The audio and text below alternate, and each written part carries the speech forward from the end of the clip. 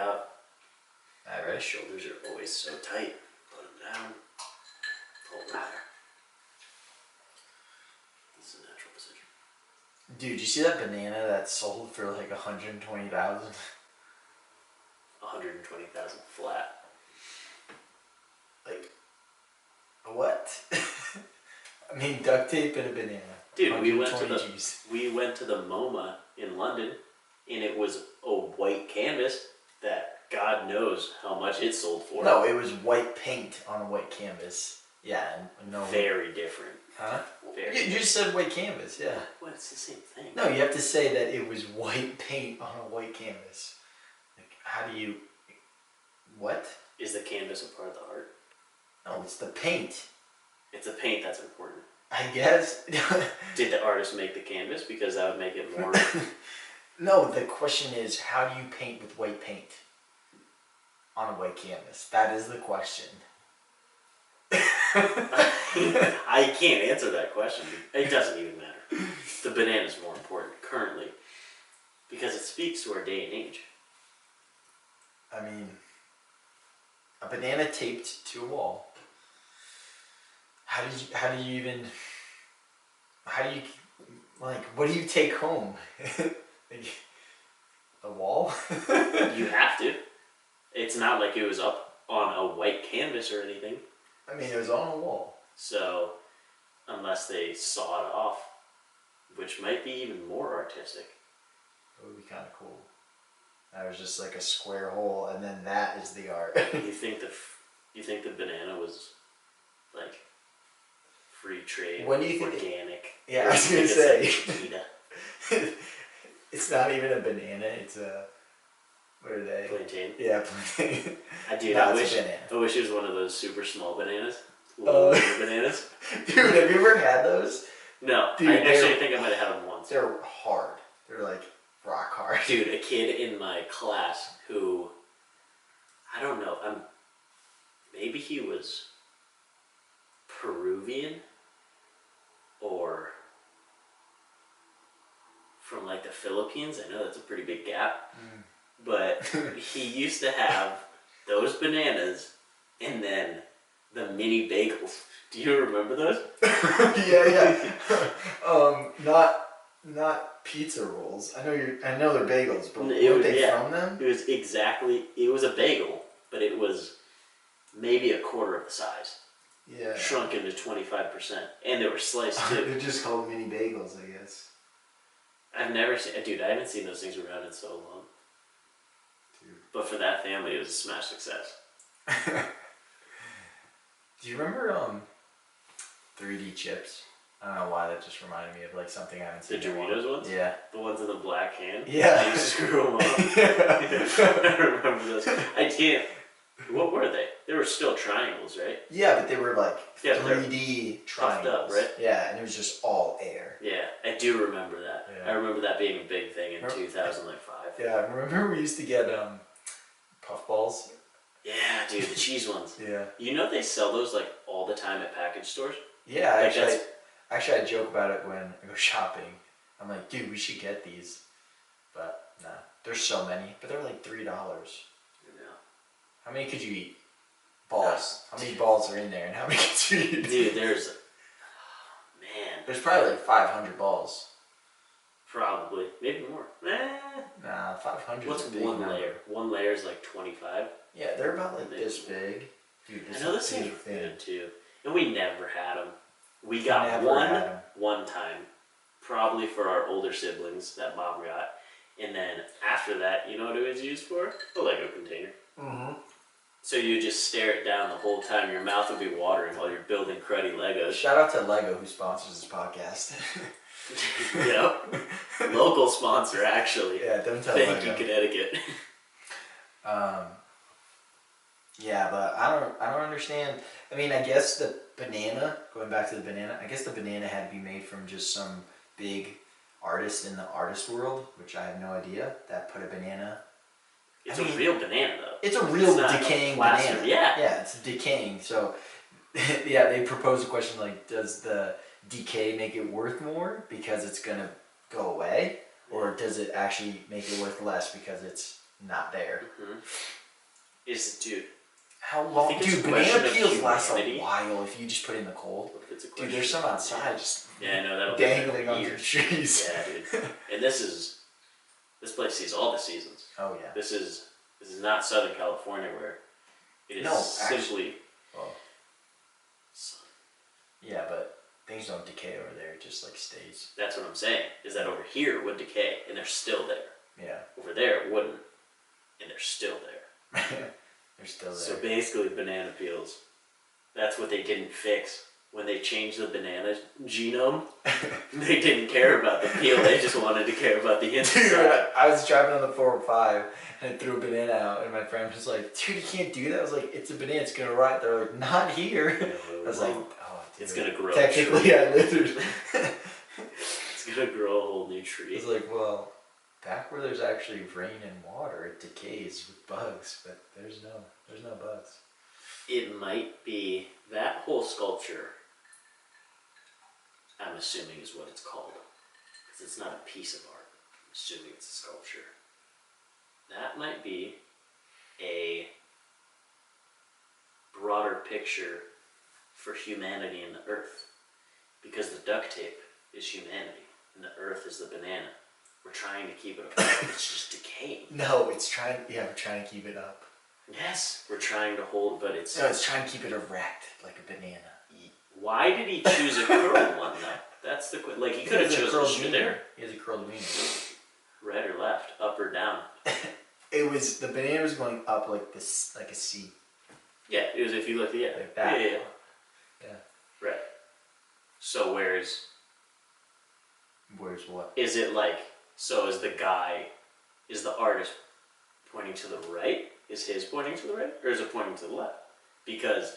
No, it just curls up. It's like a hook. He has literally terrible times with his girlfriend or something. I don't know, maybe... Constantly hitting the G-spot? I don't know.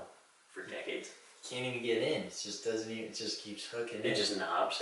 It just curls over. Oh my god. Broken. I hope this guy doesn't listen to this. Dennis Rodman, I heard, tried to jump into his girlfriend. Snapped his wee-wee. Dude. No. It's a real story that we don't need to expand on. It's true. I'm not even going to Google it. People have done it. Have you ever seen that show? Have you ever seen Sex Brought Me to the Hospital or something? On my Google account. Dennis Rodman broke wiener. He did. It's a thing. You don't want to see it. That's what you don't want. You don't want the nightmares from it. But the reality is that it happened. You can't break your wiener because there's no bone in there. Okay, he didn't break it, but he snapped the blood vessels. You know, so it just it swole. He's like it was essentially normal. Yeah. And then it turned into an eggplant. Dude, and that's where the emoji comes from. Little known fact. Dude. I'll have to show you a video about an emoji later. This guy just animates an eggplant. It just like swells, and you see like veins. And it goes down.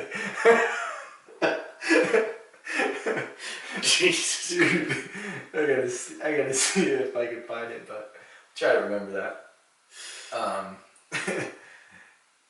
What was I gonna say?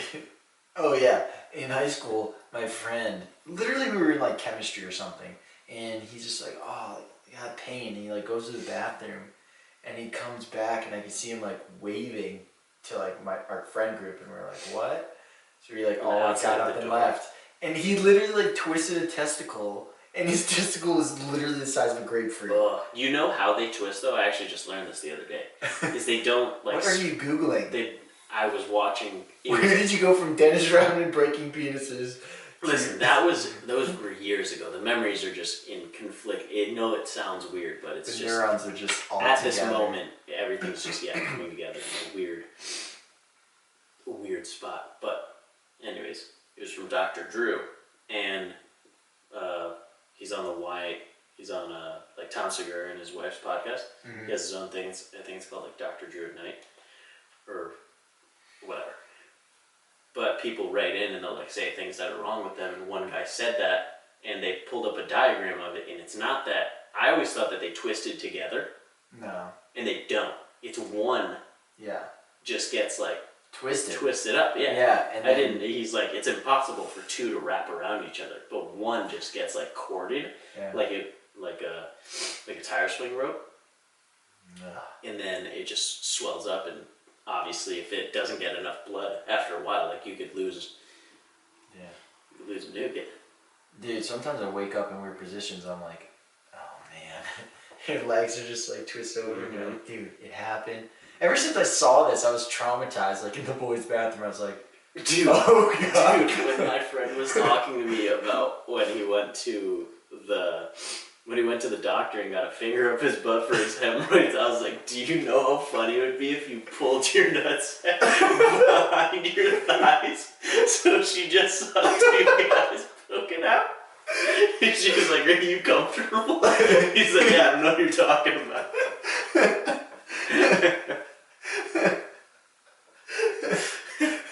Like, there must people like that must go through some weird experience. They have stories. Oh my god, dude. You think there's people that just sleep with like a thumb in their butt? Yeah. Oh, there's people that just live like daily with butt plugs. They're like, oh dude, I just love it. I love a good thumb in my butt. Yeah. There's a lot of people that's disgusting. Yeah. Dude, you wake up and your thumb is in your butt all night? Yeah, it's whatever. Dude. You think it would be like if you had your hand in water? Oh god! You think it's wet? It's just like code that you have to poop. You're like, yeah. It's how it comes out all pruny. Just 8 hours of just in your rectum. Dude, you can lose like skin that way. If you keep any part of your skin like wet for too long, dude, like you can literally just start shedding off layers. Yeah. Like, so what I learned with that is that actually your skin is a protective barrier against water. It actually doesn't want to let water in. But eventually there's so much water that hits you that your skin, it'll open up a little bit and water seeps in, and that's where you get all the pruny parts. Because there's actually water filling in. You see that? Yeah, but it doesn't swell. No, it doesn't swell, but you get like those lines because of the pruniness. Like the pruniness is like little droplets of water. I mean, we're talking small amounts. You know, and they just fill in and they get all these little lines. I know, but I feel like wouldn't it sweat? It seems like nothing's getting. It almost seems like more's getting pushed out because it's like wrinkles.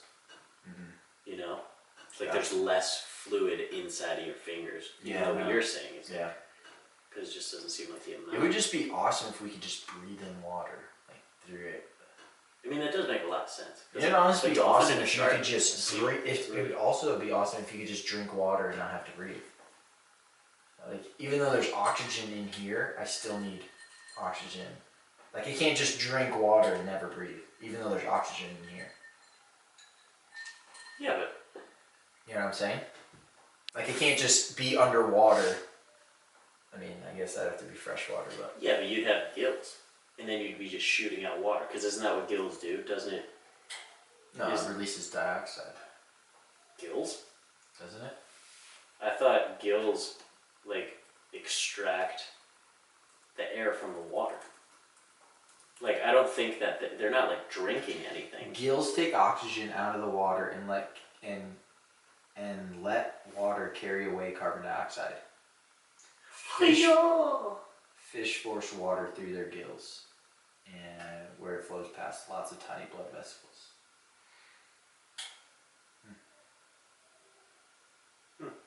Yeah, well, what did I just say? Yeah. But, I mean, it would just be cool. Like, you're standing in a shower and you could just, drink, you know? You ever been like, dude, I need some water?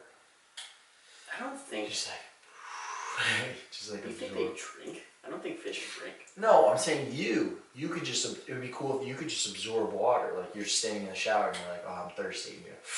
And you could just, absorb water. And that's where the prunes come in. Because technically you are absorbing water. Because the water's been there for so long. It doesn't take that long. You know, for how apparently effective our skin is at keeping water out, it doesn't take long to get pruny. So.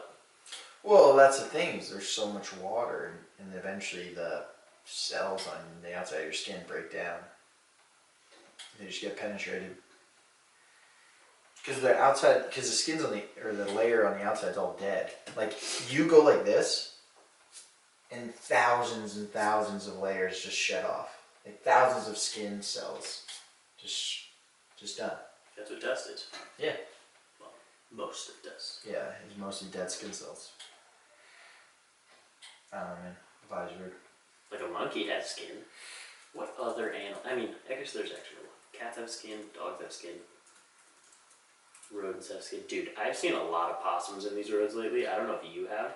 Other animals shed small bits of their skin cells at a time. This does not mean they shed their complete skin at once. They just gradually. Most mammals, including humans, shed in this way. Most mammals, like humans, shed this way. Yeah, I mean, they shed small amounts. But we're not snakes. Yeah, but you know what the term sitting duck is? The reason what that means is that a duck loses so many feathers at once that they can't fly. So they literally turn into a sitting duck. And once they're regenerating new new feathers, then they can fly. But there's actually a moment that they can't fly, and that's where the term sitting duck fell. Hunting season, baby. Yeah. It's like shooting fish in a barrel. Dude, what about all the deers outside? We gotta go hunting. That stuff isn't working. Oh yeah, dude, those trees are getting destroyed. Dude, absolutely getting destroyed. I haven't seen any deers though. I haven't seen deers in a They while. come out at night. I saw a deer actually the other week on the road, but that's about it. I haven't seen any in our backyard. Like, we used to have a lot of deers in our backyard, but not nowadays. I don't know. It'd be nice to get some meat. But Get some backstrap. Get a 20-pound backstrap. yeah. What? Were we talking about this? Were we watching this on... I don't know if I was watching it on YouTube or we were watching it on TV. But they were saying, like, if you were to... Like, how much food gets wasted. And going off of, like, our conversation at dinner. They're like... If you killed...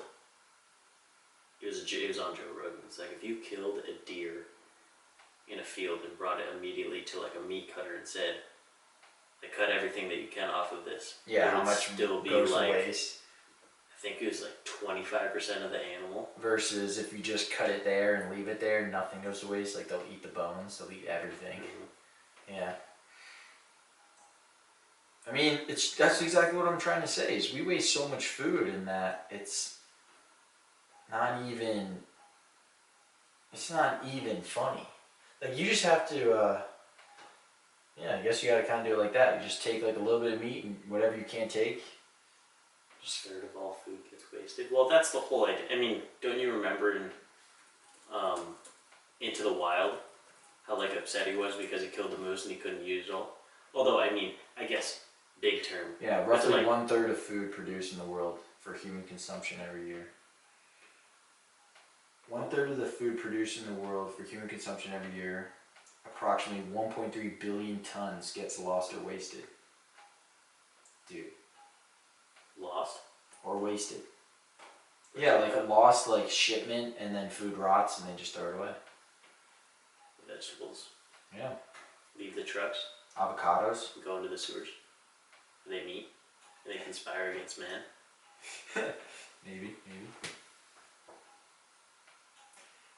Yeah, we're too worried about pretty food. Yeah, they say Americans shop with their eyes, not for their mouth, or like they don't shop for taste. They're like, oh, this orange looks perfect, but it might taste like shit. Which usually does. First, if you get a tomato that's a little bit ripe, yep, it might look like kind of dark or a little squishy. Mm-hmm. Might taste way better, right. But even us, we're probably not going to grab that one. I know. I mean, I'd definitely fall victim to that scale. Yeah, it's just not sustainable, I don't know. So much water, like you were saying. How many gallons? Like 1 or 5 gallons? 1 gallon per almond. 1 ounce. Yeah. 1 gallon. Dude, and imagine all those forest fires that just ripped through those almond trees. Gonzo. So much water, so much energy lost. That's what they say the big problem in California would be if it ever breaks off. Not that it would break off, but it's not. It's that there's no infrastructure. If the fault line breaks, you have no water. It's too big of a gap to save people. There's too many people to save. Yep.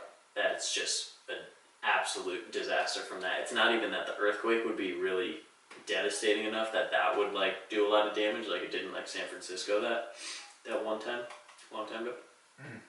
But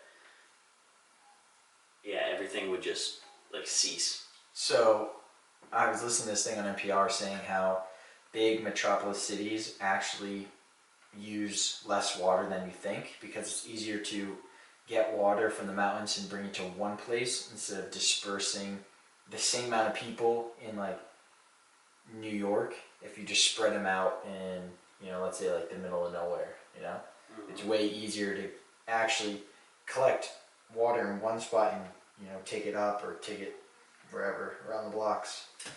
The aqueducts. Yeah, exactly. Thank you, Romans. Which I thought was actually kind of cool. I didn't really think about that. Versus the farther you go, like that when houses are farther and farther, you still have to build ducts, you know, all that way, or get wells, you know. You have to, versus if, you know, thousands of people are living in one building, you just need to get water there, and then you can just go up.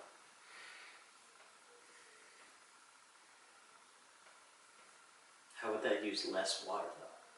Because it's, I don't know, they worded it like basically you're bringing it to one source versus spreading it out.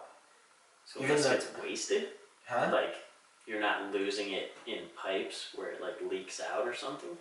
Yeah, I mean, yeah, you could take that as wasted too, but I mean, just like overall, they can not really consume less. Yeah, I guess it'd be waste. Yeah, waste per year. It just doesn't take as much energy. Like you think big cities, even though big cities do use a lot of energy, it just is less than you think.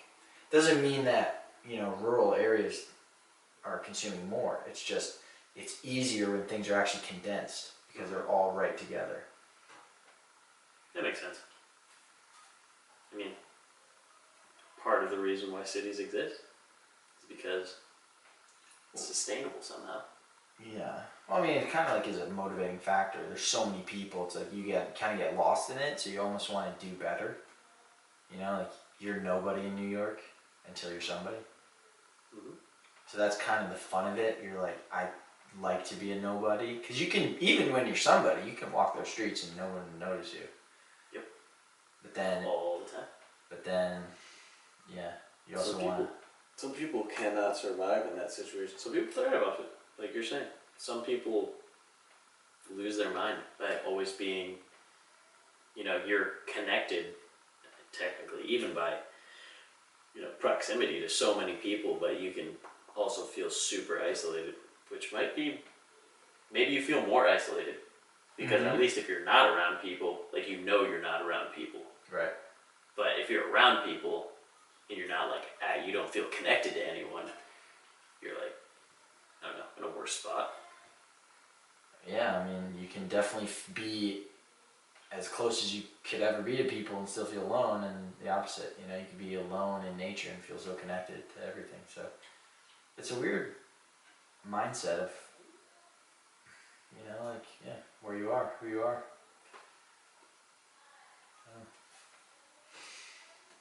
I don't know how it would be. I don't know if I could be one of those mountain men in Alaska. Dude, I would love to be. I always want to go to Alaska, you know? It's always like a... Going to Alaska is different than living in Alaska. Yeah, but I would honestly like to live there for a little bit. For what is a little bit? Like years? 2 like years? 2 years. 2 years is like, that is max as I could go. Where? In like the interior? No, I mean like I still Anchorage? need... Yeah, is Anchorage like the biggest city? Probably. I mean, Juneau's I want to capital, be... but I want to... Anchorage is I probably... want to be able to buy food, but I also want to be able to hunt food, and I also want to have like log fires. Well, You can do that basically anywhere in the world. I don't know. I don't even know what if their city is like a city, because it might be. So it's still Alaska. How you is- know? how it's Yeah, sorry. so cold. How long could you go without the internet before you kind of go crazy? Without the internet? Yeah. Am I around people? Or am You're I in just... Alaska. I'm in Alaska. You're in Alaska. I'm alone? You have, I you have your own little house, like far out there. But you can definitely get to people, but they're at least like 10-minute walk. 10-minute walk. And you don't have a car. You just got a sled. I don't have a car. Nah, you're just living off the grid. You're kind of living off the grid. So I have to hunt to get my own water and stuff? I can't like go to I mean, you got water, but you definitely have to hunt. And you already have the knowledge of hunting. So that's going to be my next question. I don't know. I feel like I could do it for a while. I feel like the alone? No, you can't be alone. You gotta probably be with some people, right? What do you mean? Like you're alone in the situation? Well, you're just asking how long would it take for you to go crazy without the internet? Yeah, but I don't know. I was thinking, yeah, I guess. If it was just me, fuck, I'd be dead. I mean, yeah, it would suck. I mean, maybe think like nice 3 for like months, a small like 3 amount of months, time. yeah. But it would be like after that, I'd be like, dude, this is crazy. Like I can't live on my own anymore. It'd be like a big learning curve to not have internet, but that would be more of an initial thing. Because I feel like once you don't have it, you just adapt to not having it. Yeah. And as long as you have like people around, you're kind of going to be okay. I think it would make you more connected to people, because you would just end up being so bored that you just be like, all right, I gotta like go out of my way, like I gotta go play cards with the boys. I know, dude. It would be honestly nice if we every once in a while we had like a massive shutdown, like another Y2K that didn't even happen. It's just like like kind of like Earth Day. They turn off the electricity for an hour. They don't really turn off, but everyone's supposed to turn it off for an hour. It's like, why don't we do that in school? Didn't you? Yeah, why don't we just do that every day? Like once a day. I mean, I guess technically most people turn everything off at night. Well, you can. Have you ever turned off like your devices? Have you ever gone like off the grid? Yeah, for, like, I mean, a definitely. week or something. Yeah, for sure. Isn't that nice? Yeah, it's a good reset. But I feel like I'm still connected because I have the ability. You know what I'm saying? Like if I lived somewhere where I actually had no internet connection and just no outside resources to that world. You'd probably learn a lot about yourself. Oof, dude. Like you'd be regularly thinking, I can't believe this is my thought pattern. Like all the time. And you would be like, how many people actually need that? Like maybe what if people just got that instead of just depression pills? Like what if you just started off that way? Stay alone? Yeah, just to be like alone, but almost observed, as in like a science experiment. No, a hamster. No, not like that. But I mean, like you're in this cabin, but you had to walk like 10 minutes, and you're like back with society. But just go out there for 10 minutes, be alone for like a week, and then come back. Maybe not a week. That maybe longer. You need a longer time. You need like a good. How many people really just die, dude? You need like so many people just freak out. You like nowadays you think like you always have to keep on top of stuff, and there's like so much to do constantly, especially being like plugged in, and then you realize, first of all, not that it's easy, but human needs are pretty basic. You have shelter, food, water, clothing, basic communication. Yeah, done. Simple stuff. Your health is good. It's like, especially being up in Alaska, once you do that, you have another 8 hours until you can go to bed. You know how long that is? A day can be so long. If you're not like working, say you killed your deer last week, you're good for like you're good for like 2 months. You have some, vegetables and stuff that you've preserved downstairs, and a dog or something. You chopped your wood. No, you don't even have a dog. You don't even have a dog. Right, don't even have a dog. You just hear the wolves at night. Yeah.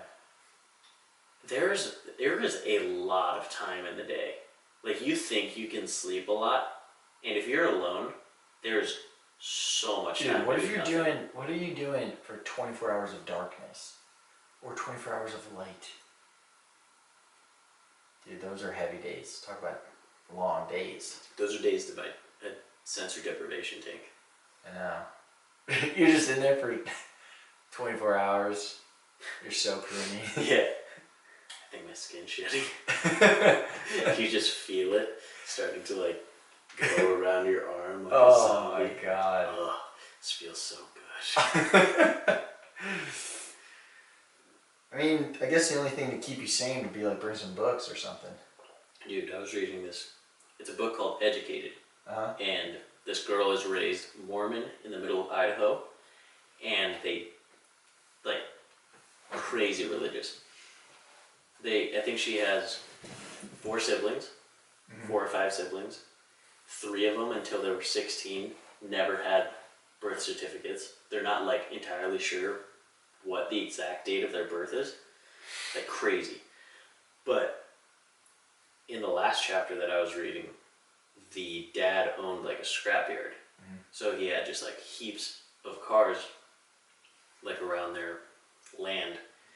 And both of his sons and his daughters were, you know, in school, which is a whole nother story, or whatever, not on the farm. And he rented a car crusher, and it was coming, like, I think the day after. So what you have to do when you crush cars is you have to cut the gas tank out with a torch. But usually what you do is you, like, lift it up and then drain the gas and then torch it out so it doesn't explode. But what he did is he torched it and there was still gas in there. So he had his, like, welding gloves on. He had a welding mask, and he was, like, leaning up against it, and it just exploded. So everything below his cheeks burned off, like, melted to the bone. Oh. His hands essentially gone. Like, his bones were still there, but essentially gone. Dude, how did he live? Nobody was out in the field with him, right? So he crawls half a mile to his house through trenches and stuff. Imagine that. Dude. When you're burning alive. Yeah, to bone. Crawling through. Oh. Can barely breathe, because when it happened, they just, like, obviously they don't know for sure, but they think he inhaled it. Like, when it exploded, so it burnt his lungs and charred his esophagus. Oh. So he, like, one of the girls I was helping, his wife, she was a midwife, an illegal midwife, and she just heard, like, tapping on the back, like a, kind of like a dog would. Scared. And she's like, when she tells the story to the author, who's the daughter of the guy that got burned, she's like, I don't even have what he looked like in my memory. She's like, I saw someone who didn't have a face. So how these people were and how he was super religious, and he thought the government was against you. He thought medicine was against God. Like, if it wasn't holistic medicine, like if you didn't have essential oils and herbs. Crazy. Yep. Like, you would never be able to take an ibuprofen, so his wife would just make these, like, concoctions that would help with pain, and the daughter said, salt water. The daughter said, like, it never worked, but you were convinced that he was doing something. Yeah. And then when she ever, like, took ibuprofen for the first time, she's like, this is what having no pain is like. Yeah. Like, I thought it was a trick, because she was just not used to it. So he was, like, they laid him on the couch, and I guess what you do after someone burns, or what they did, is they started peeling off all the dead skin, like, essentially with a butter knife.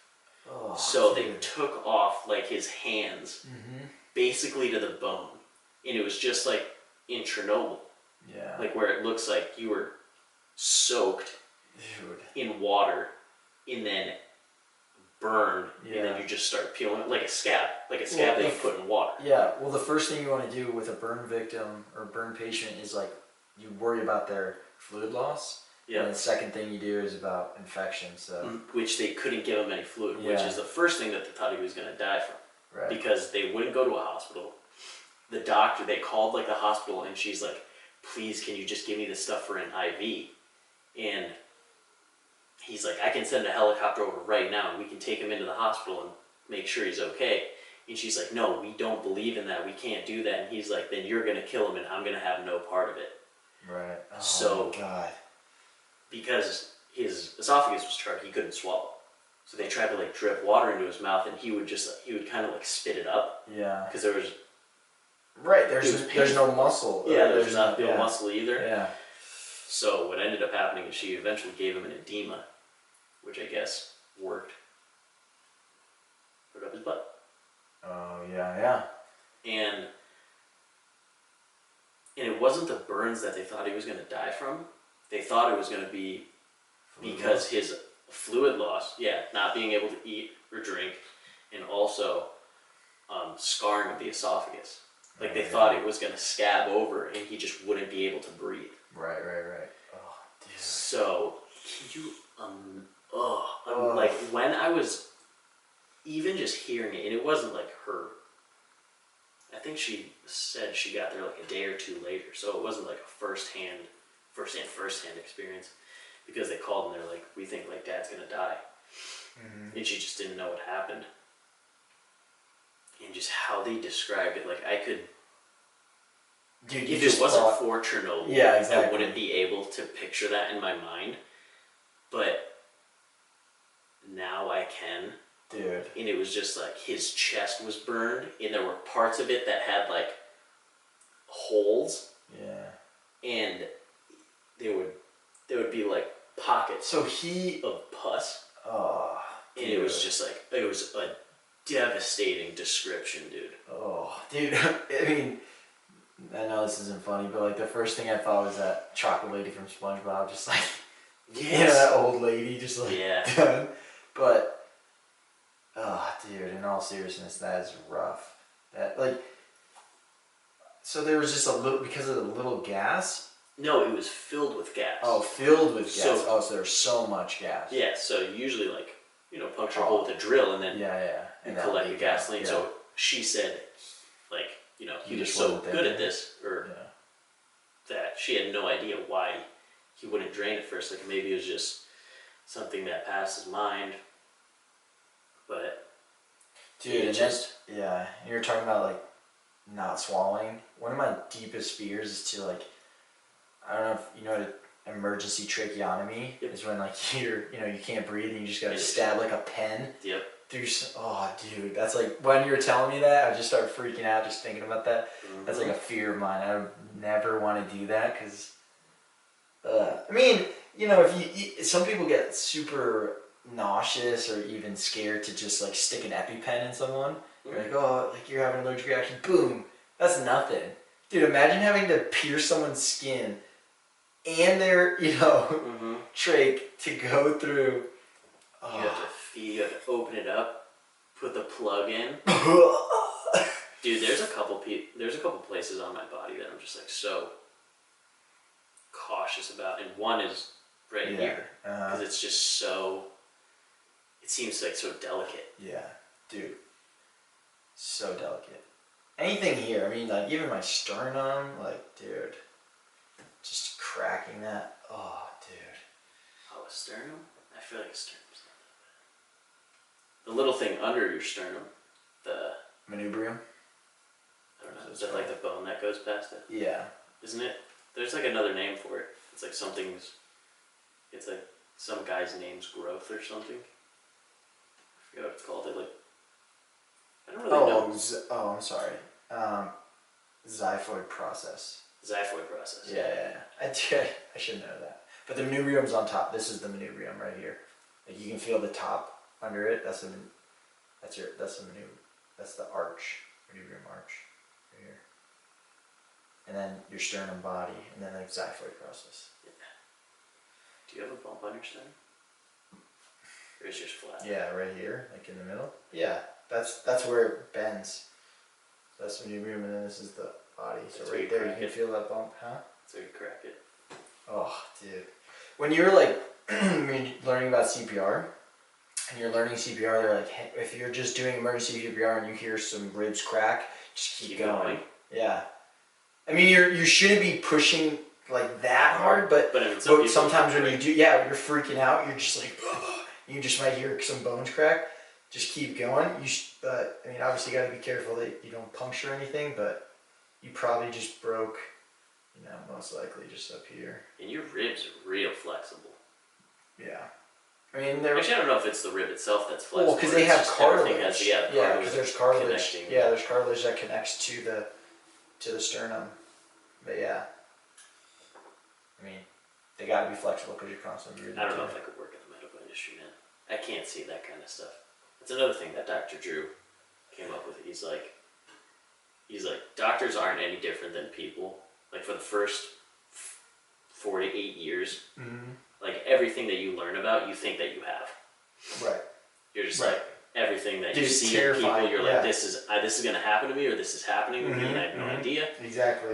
And then eventually, he's like, eventually you just get so used to your specialization that you understand, like, what's happening in your body, what's happening in somebody else's body, and to just, like, divide the two. Yeah. And he also said how you can't be, or doctors aren't like their own doctors because you don't have that third person point of view. So he's like, if you were your own doctor, or you were like your kid's doctor, you'd be like, it's nothing, it's nothing, it's nothing, it's cancer. Yeah. Instead of being like a normal doctor, just being like, oh, it's cold, it's a flu, it's, I don't know. Yeah. Anything, pneumonia, yeah. And then it's just antibiotics. Yeah, exactly. No, I know, they say you should never self-diagnose, you just always, a doctor should have their own doctor, yeah. So. Dude, I could not, again, medical stuff just freaks me out. Yeah. I don't want to know. Dude, just take me quick, just take me easy and quick, that's all I'm asking for. Assisted suicide should be legal everywhere. I know. Dude, actually I was thinking about that today, like driving past the cemetery. I was thinking about, could you imagine having like a funeral for yourself that you knew you were gonna die? Like, let's say like Friday, like tomorrow. I was like, yeah, like I'm just I'm just gonna go out tomorrow. Like everyone can celebrate with me, but then tomorrow I'm just gonna go and get laced up. Be done. Yeah. Did you ever see that? I think it was on Vice or something. Yeah, the documentary of like Washington, where that girl. Yeah, the girl does it. Yeah. She has like. Is she in Washington or is she in California? Or is it Oregon? I think it might have been Oregon. She has like multiple personality disorder. Yeah, and she's like, dude, you don't understand what it's like. She's like, you guys don't live in pain like I do, and. I mean, it does make sense that you can't. There's a lot of things that you can't control, and a lot of the time you can't control your death. Yeah. But maybe if you want to go through that instead of like a devastating disease, or you don't want to go through, having multiple personalities or schizophrenia or whatever. Or just like gnarly diseases of like multiple sclerosis, if you just can't move. Yeah. And you're just like, all right, like it's gonna come eventually. Yeah. So at least I can do it, kind of on my own. Right. I mean, in like Futurama, they have these things called suicide booths. They're just everywhere. You just go in. Yeah. But, I mean, I guess if you made up your mind, if you're over, 18, 21. You gotta be over like 25. You gotta be fully developed. Yeah, dude, you're just not even close at 18 or 21. Not even at 25. Not even probably at 45. You don't have an idea for a long, long time. But yeah, if it is something that's thought over properly and you're just like, okay, this is something I want to do, then, I mean, again, I'd rather people do that than, murder-suicide. Like, there's no need to just reading the story of some kids that were fighting with their dad about, like, smoking weed. And then he, like, got so mad he shot both of them. And then he turned the gun on himself. Just, like, 3 people. Just because they were kids and wanted to smoke. I don't know really what the story is about, but just sad that, you can go crazy. Get so heated in one moment. People are so emotional. I mean, granted, I'm one of them. I'm a human, just like everyone else. But you can twist people's emotions and play them like a puppet, you know? And just some people just don't know how to handle the emotions. And this is kind of what we were talking about in the beginning, going to Alaska. It's like, if you're kind of crazy, you kind of need to go. Going too far inward is also a problem, but being too far outward of like so disconnected from yourself and being so like integrated in your tech and social media is also so bad. There's definitely a balance, but it's a fine balance, yeah. and it's also, I do agree. There's a lot of people that don't know themselves and that feel like, especially nowadays, I feel like everyone has to be so agreeable. Like it's bad to be disagreeable. Like if you only want like literally your 3 friends and that's it. Right. It's like a bad thing. Well, I mean, it's also common to, as you go older you get, you do have, it's just because you don't really go out as much anymore. You're not in contact, I guess. Yeah, I agree. But I think for people, somebody who would be like that, that's more. Yeah, but that's like echoing, chamber echoing your own thoughts. You can't ever just be around. Not like you don't have friends, but your friends are definitely chosen, and you choose to stick around them because most likely they have similar thoughts. Right. For you. That's what you're saying? You're saying like your friends are just echoing your thoughts, so you don't really. No. What are you saying? I'm saying that there are people like that in the middle of society they feel awkward and they don't know why, and then they go crazy because they're like, I'm not like everybody else. I can't have like all these friends. I can't be around all these people all the time. I'm not like essentially somebody that's disagreeable. Like I'm getting mad all the time. That would be somebody that could like move to in Alaska or in the middle of the woods and probably do better. Like not be as crazy because they're like, all right, I spend time with myself and I'm okay with that instead of this, criteria box of I have to be this, this, and this in front of, in front of my family and my job and all these other places. Not saying that that's available to everyone because obviously you have to have money to live alone and do all these other things, but it's finding that balance for people. Right. Yeah, and I agree. I 100% agree. I was thinking it more like you also just you can't be disagreeable because people don't really want to hear anything else besides what their own thoughts are. So when we echo that stuff, and social media is bad for this because they just basically feed you what you want to see. Yep. So you never really have like the or training, the opposite, training. It's going to trigger you. Yeah, but you don't really have or even that. It's like you don't really have the training to just deal with people to be like, laugh it off. Like someone just says something stupid, you're like, haha, okay. You know what I mean? Again, everyone can be. You can have a bad day. You can be, take it way too far. But that's true. Yeah, there are a lot of. I don't know, there's like a lot of unwritten rules. It's just like training. Like you have to be like trained to deal with, people that are very stubborn. It's hard. It is hard. And with that, guys, we're out of here.